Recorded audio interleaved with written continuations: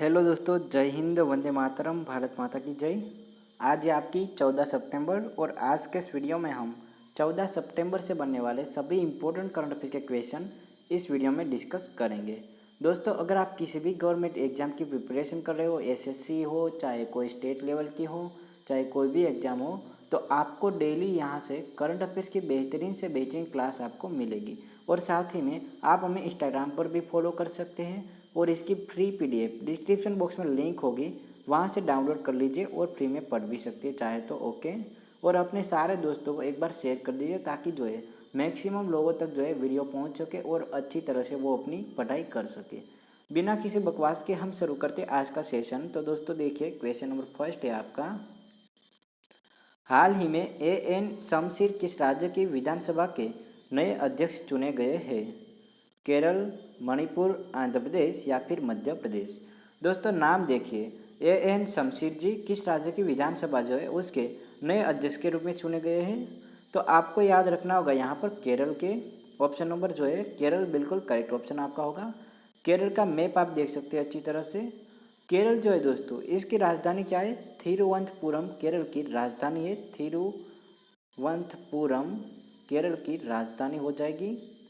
केरल जो है दोस्तों, उन्होंने ऑनलाइन सरकार ई टैक्सी सेवा शुरू करने वाला पहला राज्य केरल बना है। एचडीएफसी बैंक ने कोझिकोड में केवल महिलाओं कर्मचारी द्वारा संचालित शाखा खोली है।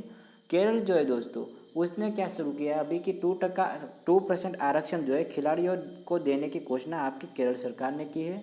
केरल जो है दोस्तों, उसके चीफ मिनिस्टर का नाम विजयन जी है। आपको पता होगा विजयन जी जो है, पिनाराई विजयन जी वहाँ के चीफ मिनिस्टर हैं। और आपके जो है मोहम्मद अरीफ जो है, अरीफ मोहम्मद खान वहाँ के गवर्नर है। इस बात को याद रखिएगा।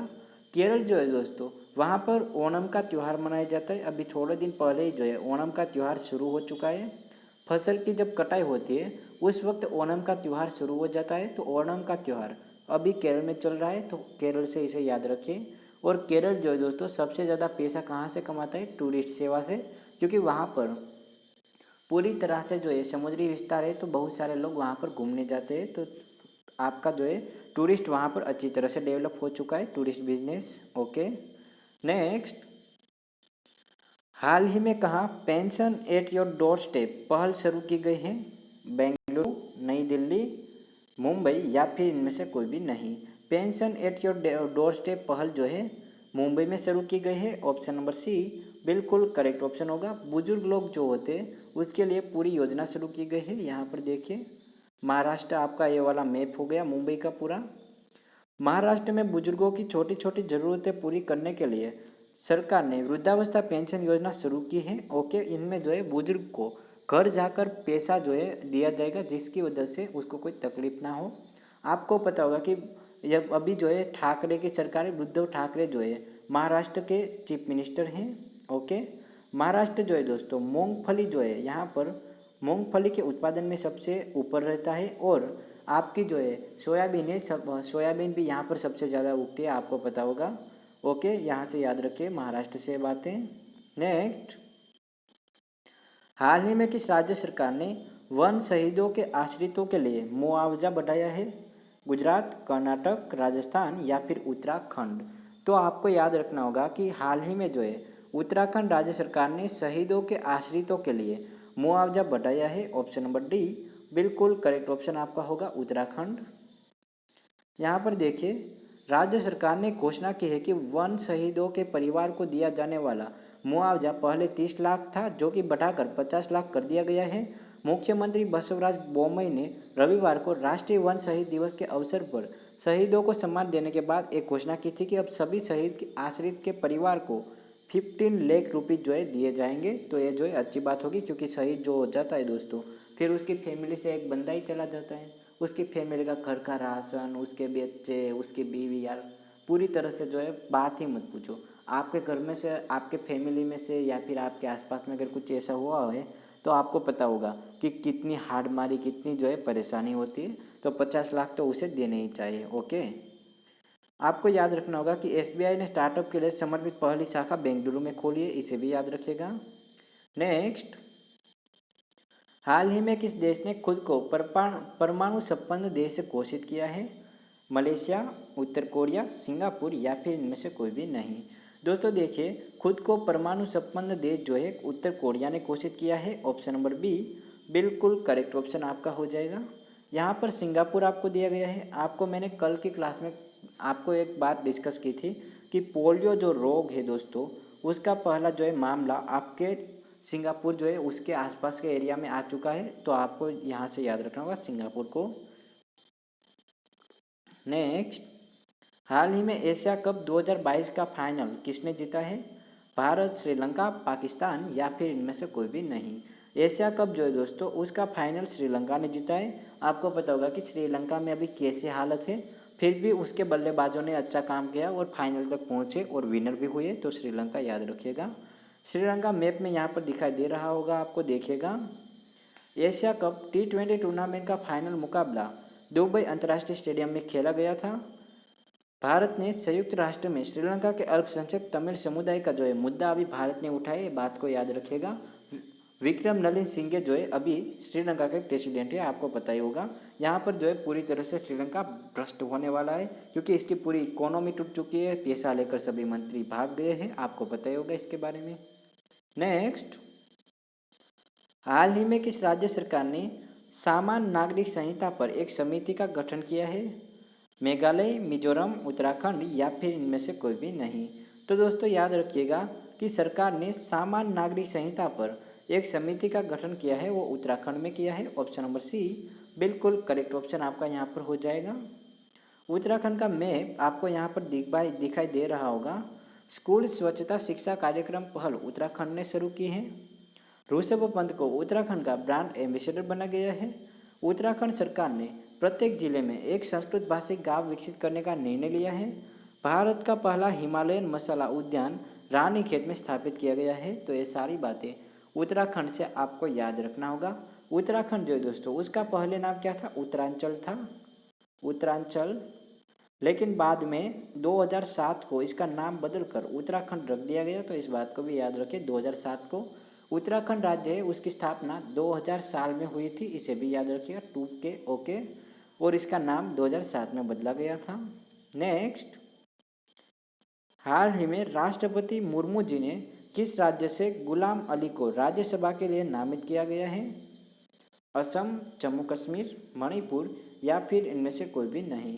अभी आपको पता होगा कि हमारी राष्ट्रपति मुर्मू जी ने जम्मू कश्मीर से गुलाम अली जो है उसको राज्यसभा के लिए नामित किया है। तो जम्मू कश्मीर आपको याद रखना होगा। जम्मू कश्मीर आप देख लीजिए, पूरा मैप में दिखाया गया है, हमारा जम्मू कश्मीर है। राष्ट्रपति द्रौपदी मुर्मू जी ने गुलाम अली को जम्मू कश्मीर से राज्यसभा के लिए नियुक्त किया है। यह संभवतः पहली बार है जब क्षेत्र के गुर्जर मुस्लिम समुदाय के किसी व्यक्ति को मनोनीत सदस्य के रूप में उच्च सदन में भेजा गया हो। तो अच्छी बात होगी हमारे लिए। जम्मू कश्मीर में ग्राम रक्षा गार्ड योजना 2022 लागू हुई है। कश्मीर में पहली बार मच्छल महिला क्रिकेट लीग का आयोजन किया गया है। देश की पहली कार्बन न्यूट्रल पंचायत जम्मू सभांग जो है वहाँ के पल्ली पंचायत बनी है, इसे भी याद रखिएगा। पृथ्वी पर का स्वर्ग जम्मू कश्मीर को ही कहा जाता है, इसे भी याद रखिएगा। नेक्स्ट, हाल ही में 2 दिवसीय राष्ट्रीय सुरक्षा MSME कॉन्क्लेव कहाँ शुरू हुआ है? पुणे, कोटा, भोपाल, भरतपुर या फिर इनमें से कोई भी नहीं। तो दोस्तों याद रखिए कि राष्ट्रीय रक्षा MSME कॉन्क्लेव जो है कोटा में शुरू हुआ है। ऑप्शन नंबर बी बिल्कुल करेक्ट ऑप्शन आपका हो जाएगा, कोटा। ओके, इसे याद रखिए। नेक्स्ट,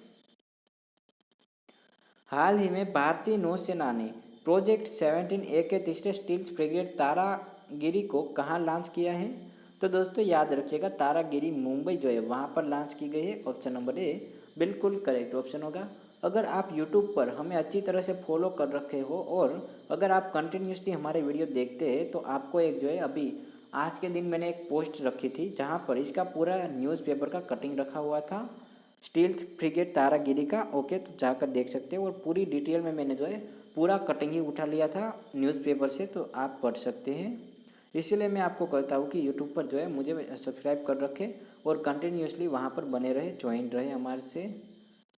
हाल ही में US ओपन 2022 पुरुष एकल खिताब किसने जीता है? कैस्पर रूड, जे सेलिसवरी, कार्लोस अल्कराज गार्फिया या फिर इनमें से कोई भी नहीं। दोस्तों देखिए, यूएस ओपन 2022 पुरुष एकल खिताब जो है कार्लोस अल्कराज गार्फिया ने जीता है। अभी ऑप्शन नंबर सी बिल्कुल करेक्ट ऑप्शन हो जाएगा। और ये ऐसा जो है खिताब है दोस्तों, सॉरी, ये वाली जो चैंपियनशिप हुई थी यूएस ओपन, इस वर्ल्ड का सबसे लंबी जो है चलने वाली मैच थी। ये वाली वर्ल्ड की सबसे बड़ी 5 ओवर और 23 या 24 समथिंग मिनट के आसपास चली थी। और इसके बावजूद कार्लोस अल्कराज गार्फिया जो है इसके विनर बने थे, तो इसे भी याद रखिएगा। कार्लोस अल्कराज और इटली के जनिक सीनियर के बीच वर्ष के आखिर ग्रैंड स्लैम यूएस ओपन के क्वार्टर फाइनल का मुकाबला बेहद रोमांचक रहा, जिसमें कलकराज ने जीत दर्ज कर पहली बार यूएस ओपन के सेमीफाइनल में जगह बनाई थी। देखिए इसकी पिक दिखाई दे रही है आपको। इसके बावजूद कुछ इंपॉर्टेंट यहाँ पर टॉपिक्स दिए गए हैं आपको। 2022 Dutch F1 grand prix Max Verstappen ji ने जीता है। सेबेस्टियन वेटेल ने फॉर्मूला 1 से संन्यास की घोषणा की है।